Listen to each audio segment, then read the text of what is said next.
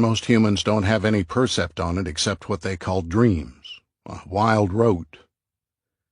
BB turned inward again, then open, flickering. Well, I get the percept that there's too much wild rote floating around here. I blanked. Which in particular? That rote on human compressed learning, human structure, the one you tossed me? I flickered. Yes. BB went on. That's not wild? My percept is that it fits. I got another rote, and when I overlay the two, one of them is certainly wild. I blanked. What rote is that? The one we got in the TSI brochure about the places and things we would be visiting. All about Earth and humans, how it got started, what it's for, all that stuff. I closed, then opened slowly. They don't match up? Here, get your own percept. BB tossed a rote at me, and I took it curiously, and unfolded it. Click. Someone somewhere, or both, in millions or uncountable, requires, likes, needs, values, collects, drinks, eats, or uses as a drug a substance ident loosh. Electricity, oil, oxygen, gold, wheat, water, land, old coins, uranium. This is a rare substance in somewhere, and those who possess loosh find it vital for whatever it is used for. Faced with this question of supply and demand, a universal law of somewhere, someone decided to produce it artificially, so to speak, rather than search for it in its natural form. He decided to build a garden and grow loosh. In the natural state, loosh was found to originate from a series of vibrational actions in the carbon-oxygen cycle, and the residue was loosh in varying degrees of purity. It occurred only during such action and secondarily during the reactive process. Prospectors from somewhere ranged far and wide in search of loosh sources, and new discoveries were hailed with much enthusiasm and reward. So it was that someone and his garden changed all this. Far off in a remote area, he set to work on his experiment. First, he created a proper environment for the carbon-oxygen cycle where it would flourish. He created a balance with much care so that proper radiation and other nourishment would be in continuous supply. He then tried his first crop, which actually did produce loosh, but only in small quantities and of comparatively low grade, not significant enough to take back to the heart of somewhere. The problem was twofold. The life period was too short, and the crop units themselves were too minute. This brought about limits in quality and quantity, as the crop had no time to generate loosh in such close tolerances. Moreover, the loosh could be harvested only at the moment of termination of the lifespan, not one moment before. His second crop was no better, if as good. He changed the environment to another part of the garden where the density was gaseous rather than liquid, and the higher density chemicals formed a solid base and thus were still available. He planted numberless units in many varieties in a new form, with a great increase in size, some many thousands of times larger and more complex than the simple unicellular first crop. He reversed the carbon-oxygen cycle. Yet all had a basic uniformity. Like the first crop, they would reseed at regular intervals and terminate their lifespans automatically. To avoid the uneven distribution of chemicals and radiation which had been prevalent in the first crop, he immobilized the second crop.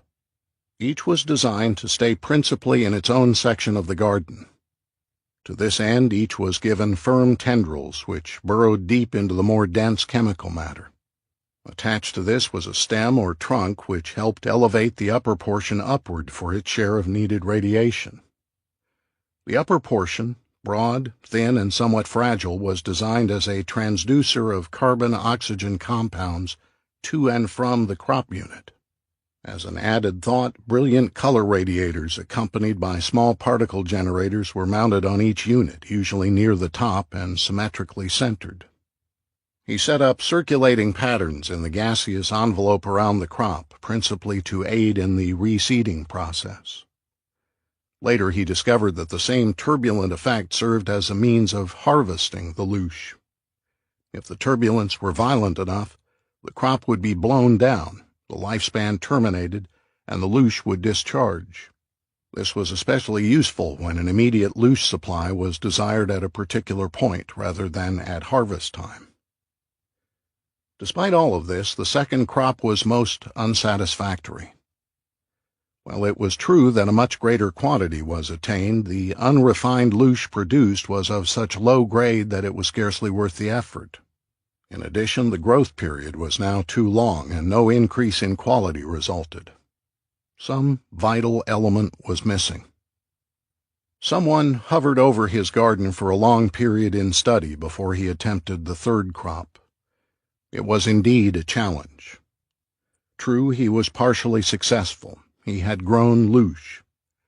Yet the product of his efforts fell far short of the wild, uncultivated variety. It was inevitable that he perceived the answer. The third crop was living proof of this truth. The original carbon-oxygen cycle must be included. Mobility must be restored. Both factors had shown great promise in high-grade loosh production. If size could be added to this, much could be accomplished. With this plan in the forefront, someone removed various sample units from the first crop, which was still thriving in the liquid portion of the garden. He modified them to exist and grow in the gaseous area. He adapted them first to take nourishment from the second crop, which he permitted to abound for this very purpose. Thus it was that the first of the mobiles, the third crop, came into being. The mobiles took nourishment from the second crop, thus ending its lifespan and producing low-grade loosh. When each huge mobile terminated its own lifespan, additional loosh was produced. The quantity was massive, but the frequency pattern of the loosh residue still left much to be desired. It was by accident that someone came upon the prime catalyst as regards loosh production. The monstrous and slow-moving mobiles had a lifespan far out of proportion to their nourishment input. The growth and life termination process was of such length that soon the mobiles would all but decimate the second crop. The entire garden would be out of balance, and there would be no loosh production whatsoever. Both the second and third crop faced extinction. As the second crop grew scarce, energy needs of the mobiles became acute.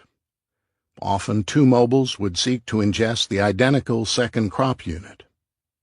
This created conflict, which resulted in physical struggle among two or more of the ungainly mobiles. Someone observed these struggles, at first bemused with the problem, then with great interest. As the struggles ensued, the mobiles were emanating loosh, not in fractional amounts, but in sizable, usable quantities and of a much higher purity. He quickly put the theory to the test. He removed another unit of first crop from the liquid garden area, redesigned it for the gaseous environment, but with one significant change. The new mobile would be somewhat smaller, but would require the ingestion of other mobiles for nourishment. This would solve the problem of overpopulation of mobiles, and at the same time would create good quantities of usable loosh during each conflict struggle, plus a bonus if the new class of mobile terminated the lifespan of the other. Someone would be able to transmit to somewhere practical amounts of reasonably pure loosh. Thus it was that the rule of the prime catalyst came into being. Conflict among carbon-oxygen cycle units brings forth consistent emanations of loosh. It was as simple as that. Satisfied that he had found the formula, someone prepared the fourth crop. He now knew that the third crop mobiles were too large and too long in lifespan to be ultimately practical. If grown in large numbers, the entire garden would have to be expanded and enlarged. There was not space enough to grow such massive single units and the proportionate leafy second crops to support them. Also, he reasoned correctly that more rapid and increased mobility would expand the conflict factor, with the resultant higher loosh output. In one single motion, someone terminated the lifespans of all the lumbering third crop mobiles. Going back to the first crop in the liquid area, he modified and expanded them into a multitude of shapes and sizes, gave them complex multicellular structures of high mobility. He designed them into a pattern of balance. There were those that ingested a second crop type of carbon cycle unit, basically immobile, as an energy source. There were others, very highly mobile, who required for energy the ingestion of other mobile modified first crop units. The completed circuit operated quite satisfactorily. The stationary second crop modification in the liquid environment flourished. Small, highly active, liquid-breathing mobiles took nourishment, ate the second crop modification. Larger and/or other active mobiles consumed for energy the smaller plant eaters. When any mobile grew too large and slow, it became an easy target for the smaller mobiles, who attacked in voracious numbers. The chemical residue from these ingestive actions settled to the bottom of the liquid medium, and so provided new nourishment for the stationaries, modified second crop, completing the circuit. The result was a steady flow of loosh, from the lifespan termination of the stationaries, from the intense conflict among the mobiles to avoid ingestion, and finally from the sudden termination of the lifespans of such mobiles as the inevitable product of such conflicts. Turning to another portion of his garden, the gaseous area with a dense compound base, someone applied the same techniques with even more advanced improvements. He added many varieties of stationaries, original second crop, to provide sufficient and diverse nourishment for the new mobiles he was to create. As in the other garden area, he made such mobiles into a balance of two species, those who ingested and drew energy from the second crop stationaries, and those who required other mobiles for sustenance. He created them in literally thousands of original types, small, large, yet none so large as the third crop mobiles, and ingeniously gave each some appurtenance for conflict.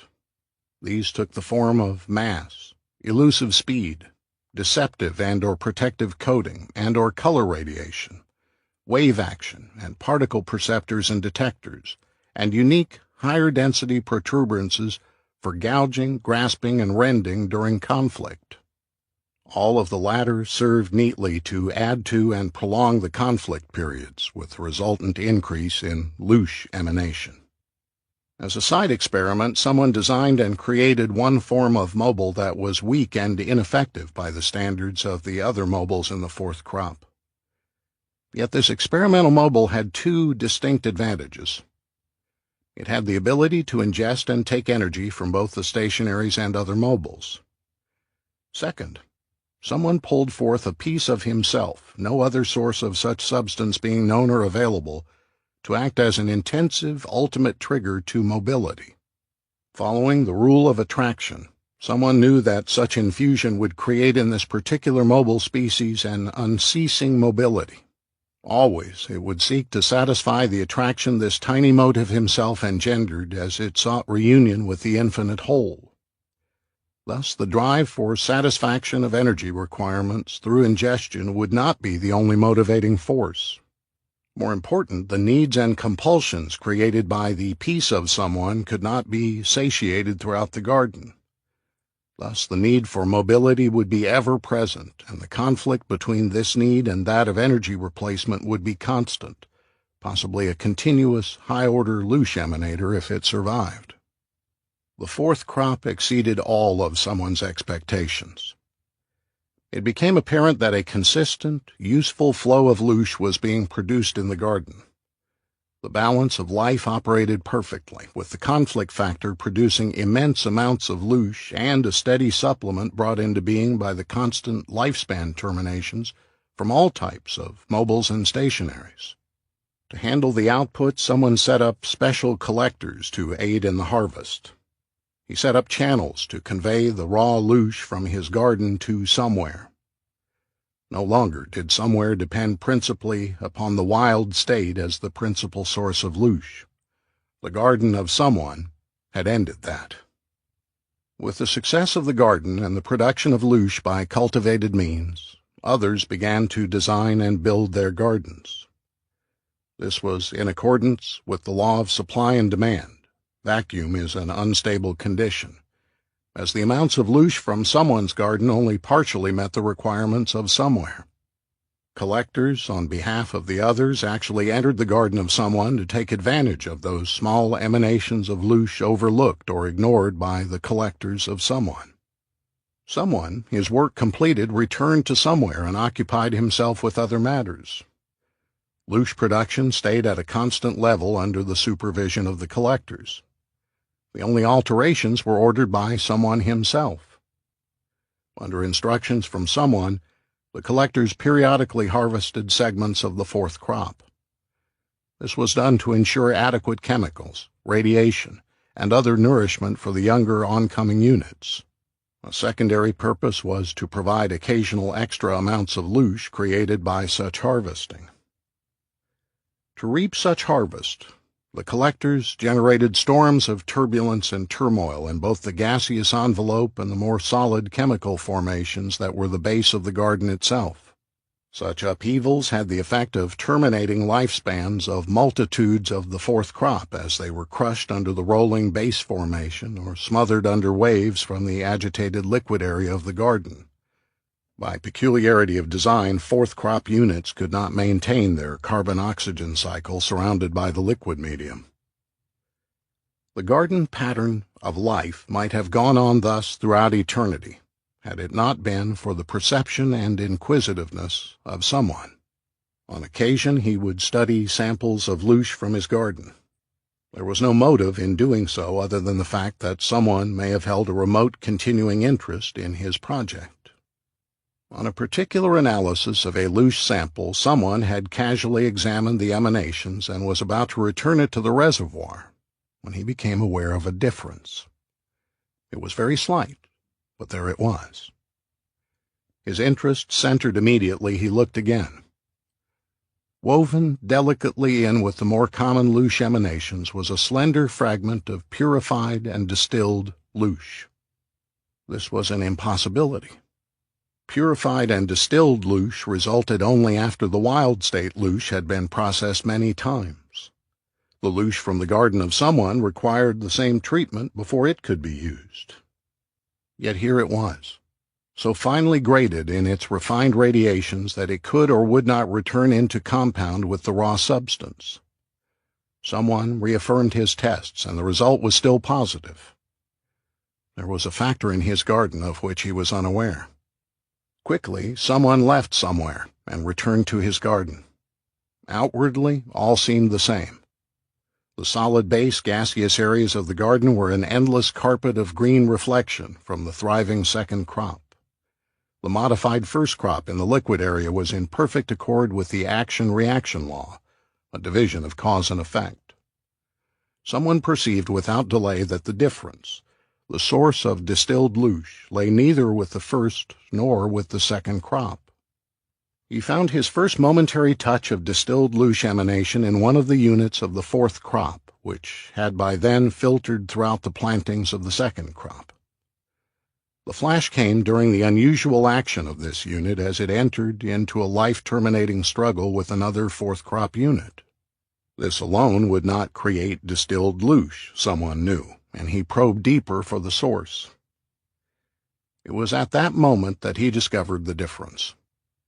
The fourth crop unit was not struggling in conflict over an ingestible remnant of a weaker fourth crop unit, or a tasty frond from a nearby second crop stem, or to avoid termination of life and ingestion by the other conflicting fourth crop unit. It was in conflict to protect and save from life termination three of its own newly generated species huddled under a large second crop unit waiting for the outcome. There was no doubt about it. This was the action that produced the flashes of distilled loosh. With this clue, someone examined the actions of other fourth crop units in the garden. He found similar flashes when other fourth crop units took the same action in defense of their young. Still, there was an inconsistency. The sum of all such flashes of distilled loosh emanation from all such actions by the current fourth crop would not amount to half of the total he had found in the sample from the reservoir. It was obvious that another factor was present. Systematically, he hovered over the garden, extending his perception to all areas. Almost immediately, he found the source. High-order distilled loosh radiation was originating from one particular section of the garden. Quickly, he hurried to the spot. There it was. An experimental modified fourth crop unit, one of those that contained a piece of himself in its functional pattern. It was standing alone under the leafy upper portion of a large second crop unit. It was not hungry. It was not in conflict with another fourth crop unit. It was not acting in defense of its young. Then why did it emanate distilled loosh in such great quantity? Someone moved closer. His perception entered into the modified fourth crop unit, and then he knew. The unit was lonely. It was this effect that produced distilled loosh. As someone drew back, he noted another unusual inconsistency. The modified fourth crop unit suddenly had become aware of his presence. It had collapsed and was jerking in strange convulsions on the solid base formation. Clear liquid was being expelled from the two radiation-perceiving orifices. With this, the distilled loosh emitted became even more pronounced. It was from this that someone propounded his now famous DLP formula, which is in effect in the garden at this time. The balance of the story is well known. Someone included the fundamental in his formula. The creation of pure distilled loosh is brought forth in type 4M units by the action of unfulfillment, but only if such pattern is enacted at a vibratory level above the sensory bounds of the environment. The greater the intensity of said pattern, the greater the output of loosh distillate. To put the formula into effect, someone designed subtle changes in his garden, all of them familiar to every historian. The splitting of all crop units into halves to engender loneliness as they sought to reunite, and the encouragement of dominance of the type 4M units are but two of the most noteworthy innovations. As it appears now, the garden is a fascinating spectacle of efficiency. The collectors have long since become masters at the art of the DLP formula. Type 4M units dominate and have spread throughout the entire garden, with the exception of the deeper portions of the liquid medium. These are the principal producers of loosh distillate. From experience, the collectors have evolved an entire technology with supplementary tools for the harvesting of loosh from the type 4M units. The most common have been named love, friendship, family, greed, hate, pain, guilt, disease, pride, ambition, ownership, possession, sacrifice, and on a larger scale, nations, provincialism, wars, famine, religion, machines, freedom, industry, trade, to list a few. Loosh production is higher than ever before. Click. I was closed tightly, turned inward, stunned. My first reaction was there had to be some mistake. This was not the story history of Earth. BB had mixed it up with some other port of call on their cruise schedule. Yet as I ran the road again, the overlay of what little I knew of Earth's zoological and human history was uncomfortably accurate, albeit from another perspective. The food chain of Earth's ecobiologic systems had been well established. Knowing this about Mother Nature, some of the hardcore philosophic speculators had often pondered where the human animal fit in the process. The downside was obvious. Who ate us? Before it had been just that, speculation. Now, BB opened, plied. You get the percept, Ram? I dulled. Yeah, I get it. Well then, BB went on, what's loosh got to do with learning? I opened slightly. And you got the rope before you came to Earth? BB smoothed. Like I gave you, it was in the TSI cruise brochure. It was in with hundreds of other rotes we got before we left. I opened more, but tightly. Where did the brochure come from? Why, yeah, from the cruise director. Where did he get it? BB flickered. I don't have a road on that. He just dumped them on us and rolled. Here's the exciting and interesting stops we'll make on the cruise. I got a good percept because it was the last one we'd visit, so it was the last route we got. That's why it was so clear. Some of the others are dim because they were in the middle. Not the Earth route or humans. It's all clear, not wild at all. I hardened. And where did the cruise director come from? BB lighted. Oh, he and the rest are a bunch of curls from the system next to us. Why did they offer the cruise to you in KT-95? BB smoothed. Well, it was sort of a trade. We do it all the time with systems near us. What did they get in trade? BB lighted. Games. Games. We got more games than any system, 4 skips in any direction. I turned inward and closed. It was getting too hot to handle. If the route was real, a huge if, I began to drop off. Anger, the feeling of being on the receiving end of a huge deception, the resentment at being manipulated, wanting to strike out at those who were conning me, us, all humans, who were taking something from us without our consent or permission. What happened to the freedom idea? Was every thought and action we took guided, no, directed and controlled just to produce more loosh, whatever that was, for a breakfast table or a fuel tank in a somewhere? And what could I do about it, even knowing? I dulled deeply and dropped off more and more. Hey, Ram. BB was fading rapidly. Where are you going?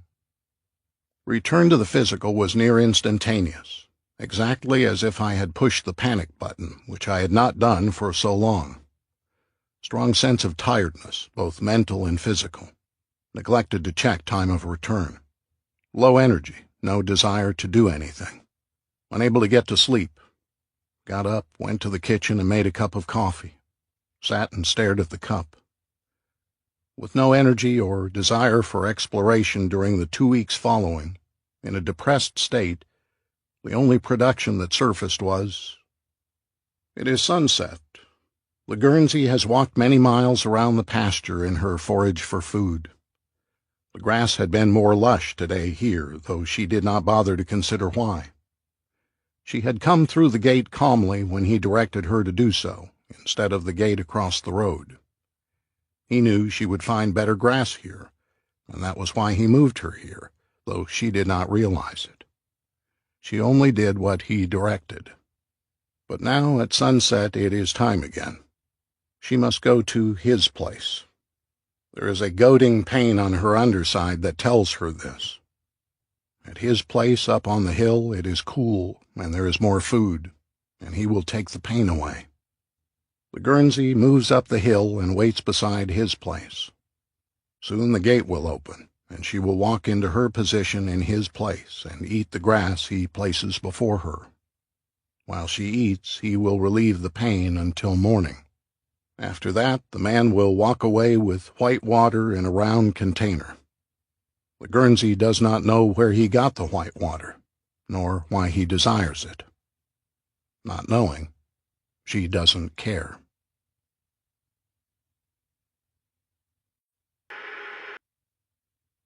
It took me several months to adjust to the loosh route. Adjust is a very broad word to describe a complete cycle of shock, rejection, anger, depression, resignation, acceptance.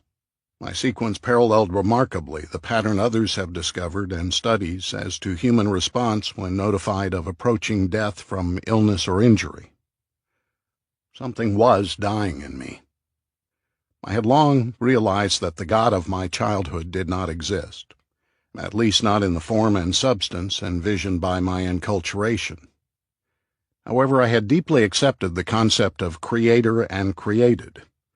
I had but to look around me at the elaborate and intricate order of design, of the symbiosis that made the whole process operate, the trees that grew plumb-line straight up if given the chance, that provided me and other oxygen breathers with what we needed while we fed to them unknowingly for a long period our waste products, which they needed to exist. The balance of the entire planet, whose outer filtering bands of energy permitted just the proper quantity and quality of sunlight so critical to biologic growth. And, of course, the food chain. Loosh wrote explained everything very neatly. Most important, it explained the purpose, the reason for it all, the why of it. This factor had long eluded me. The loosh answer was simple and obvious. The reason was there in very prosaic fashion. We were indeed producing something of value, loosh. If one finally was able to get past the emotional barriers involved, it became hard even then to find holes in the general concept, an explanation of total human behavior and history. That left the inspects. Were they the gardeners, the loosh collectors, or the overseers?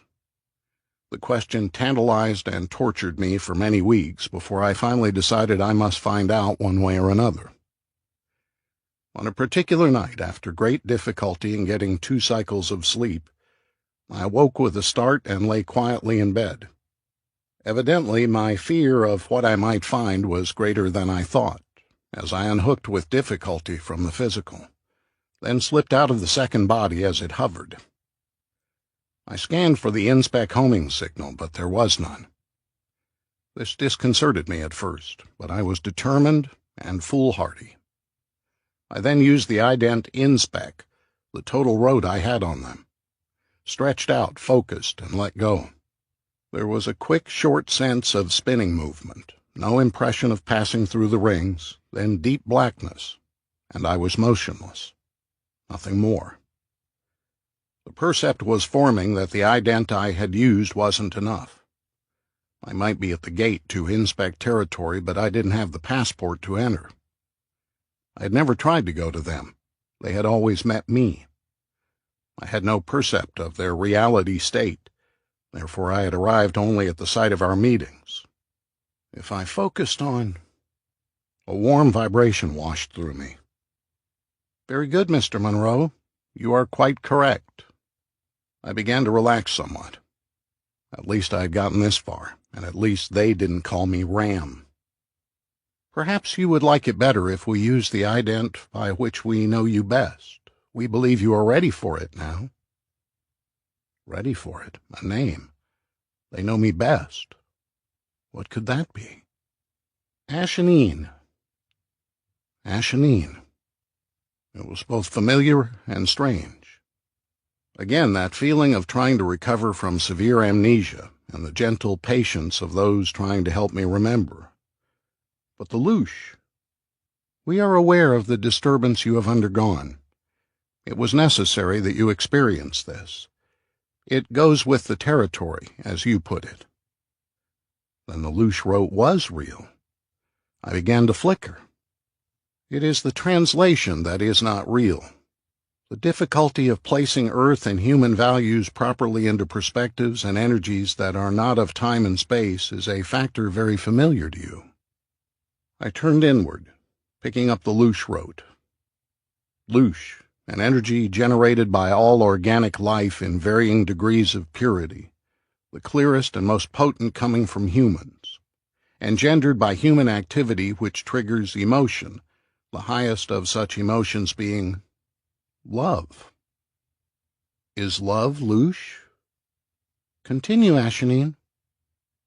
But according to the rote, loosh is thrown off when life ends its physical existence, when pain occurs, anger, hate. These can't be the same as love. How would you define love in your terms? I knew that would be next in the order of things, and I couldn't come up with an answer. Throughout history, great minds and greater philosophers had given it a try with only partial success, and I was none of these. I wouldn't even consider trying. But you know it exists. Love is not an illusion. I released the loosh wrote and turned deeply inward, scanning. It was easier from this perspective, or perhaps it was the presence of the inspec energy. It presented itself much as a simultaneous mixture and sequence of musical chords and short melodies, only it wasn't sound, it was patterns in colors of light, scattered among the clutter of harmony, dissonance, discord, excitement, fun, fear, and emotion, and beginning shortly after birth, I had the percept of occasional surges of white, first from my mother and father, then smaller flashes I was unable to identify as to source. I kept scanning through my early years for any slight glimmer of white originating in me that put forth. To my dismay, all I could find was one small white glow for an Airedale dog named Pete. I was certain that that girl in high school, what was her name? Not even a flicker either way. Most common misconception, early manifested survival drive. I agreed. Yet I could understand why. The bright red and pink chords and urgent melody were impressive even from this viewpoint. No wonder an ignorant curl such as I was would come up with the wrong percept. I went on through the mess that was I in a fast-forward mode, and I could spot sure and solid white surges here and there of which I had then been unaware, and their reality depressed and saddened me, because I found no significant emission from me that was remotely similar. It was all coming in, and I took it and didn't respond. I finally cut it off, would go into it no further.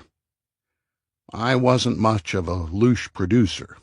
Too many other color chord patterns and melodies. Except for now. I knew some strong emissions and a few points were coming out of me. Did it take that long? You understand waveforms. All come from the same baseline, the colors and the white. The difference is frequency and amplitude. I knew what they were doing, and I appreciated it. My focus was being diverted from what I thought was unpleasant back into an abstract yet trunk and roots position. Using the same stuff, interactive experience, one began to learn to express anger, pain, fear, and all the rest. And finally, hopefully, if you pass the course, a special energy waveform labeled love. Yet we don't really know what it is, and with my suspicion growing, how to really use it. A carefully designed school of compressed learning, to learn to be high-quality loosh love producers. The fact that human physical consciousness was for the most part totally unaware of being involved in the process may be an important ingredient itself. Precious few are cognizant of the non-physical agenda, at least overtly. It was getting pretty heavy for my cognizance. Yet I began to get a very faint percept, elusive, but it was there. What would happen if the Guernsey cow did discover that her milk had value? What could she herself do with it if she didn't have a calf to feed it to? Could she save it? Could she spend it on more hay or protein vitamin blocks to lick? What if she then discovered man was taking the milk she produced? Rebel? Refuse to deliver any more milk? Then she would no longer have a pasture in which to graze, protection from wild dogs, a bull when she needed it, and most of all, no barn to go where she could get relief from the pain. Without a sense of serial time, she forgets that the pain eases eventually, perhaps even knowing she wouldn't care. She wouldn't want to mess up a good thing. Therefore, who cares? Who would care? To use your term, you can't beat the machine. The percept was still there, faint, still to be explained or satisfied. What about those who do beat the machine? There always have to be exceptions. No machine is perfect. Only one anomaly is needed to prove a statistic or create one. Are they carted off to be ground up into hamburger meat? If so, is hamburger a sort of super loosh or something entirely different? Is this also a part of the machine product, or is it rust that is scraped away and discarded? And the bull calves, what is their role? Never will be loosh producers. It takes only one bull for every 50 cows, so there's a surplus. In nature, the machine, left alone, there is a way that is automatically taken care of. The impersonality of that prospect of dominance and predation is certainly not in the winning column. Hold it there, the percept is getting stronger. There would be no loosh production without at least one bull, so he is an indirect loosh producer, vital to the method.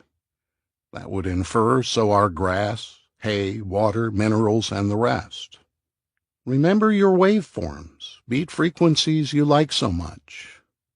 Let's see here. If a smart transmitter propagates certain waves, they can resonate with other related vibrations of like kind to form a multiple pattern, which, if thought of as light, would be white. So in and of itself, you don't have to be the end product antenna or transducer, just one of the oscillators.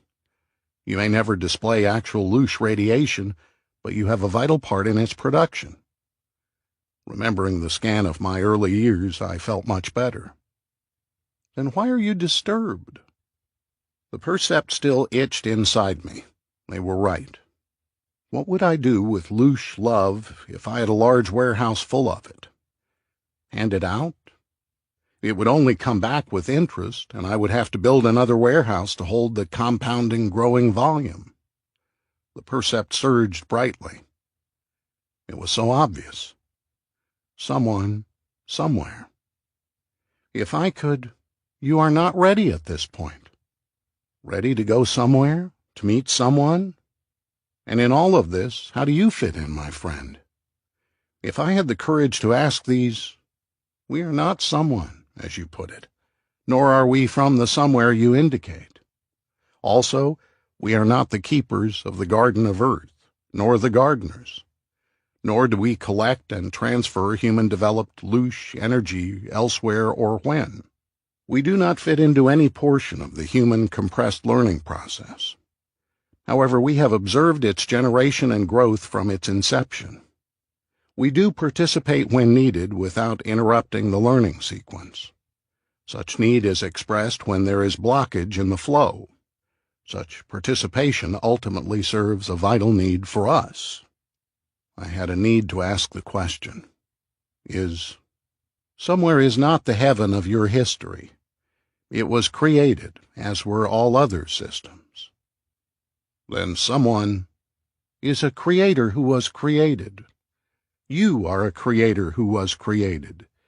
Each of you does carry a small rote, as you call it, of someone who created you.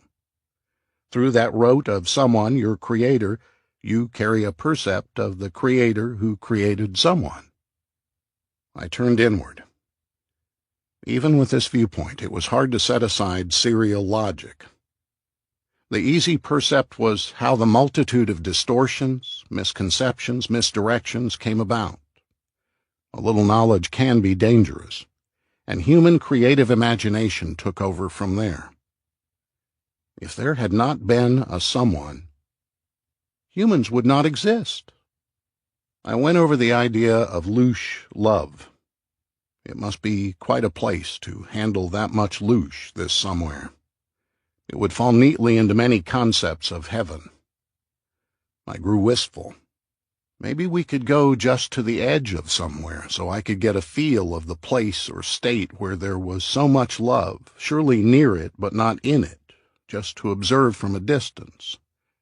It would answer so much. That is not too much to ask, Mr. Monroe. We can arrange it. Close tightly. Click. Even closed tightly, the radiation was so strong that it was nearly unbearable. I felt as if sweat were pouring off me. I was melting. But it wasn't heat. And I began to heave with great racking sobs, and I couldn't understand why.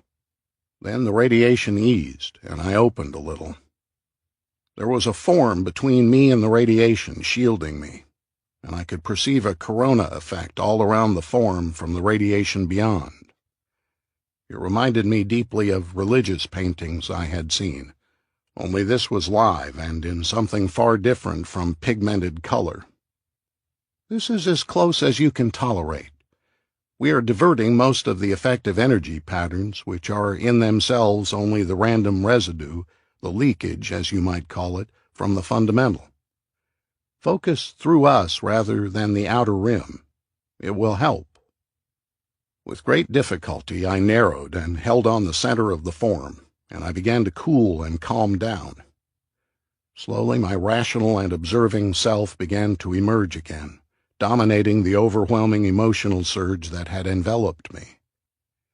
It was as if I perceived through a darkly tinted window, and I had to work continually to keep the emotion below the threshold level, the wondrous and brilliant joy, awe, reverence, melded into one, yet with flashes of each sparking momentarily, all coursing through me as I responded to the radiation, unable to prevent it and barely keeping it under control. This would most emphatically be the ultimate heaven, the final home. Observe more carefully. You're capable of doing so. I looked through the smoked glass shield that was my inspect friend, and I was grateful. For I knew if I responded to this degree from just the reflection, the leakage, the full force of the radiation would have shattered me. I was not ready for it, if this was the percept from the distant edge. There in the long view was a radiant living form of incredible size. My first percept that of a tall, standing humanoid, arms outstretched in front, palms upward. But just as quickly it was not. Instead, a shining globe, edges indistinct. Behind it another, identical in appearance. Behind it another. A continuous cascade moving away into infinity, beyond my perceptibility. From each came numberless beams or rays, some huge in their diameter, others no wider than a pinpoint, all uniform in size throughout their length and beyond my percept as to their destination, some of them moving past me so close that I felt I could reach out and touch one. Would you like to do so? We will help you if needed. I hesitated, then with the warm assurance from the shielding inspect form, I stretched a part of me out cautiously and touched the smallest ray nearest me. In an instant, the shock spread throughout all what I thought I was, and I knew, and in knowing knew that I would forget if I tried to remember, because what I was could not yet handle the reality of it. Yet I never again would be the same, even without remembering, except that it occurred, and the indescribable joy of knowing only that it did take place, and the echoes would reverberate in me throughout eternity, whatever my eternity was.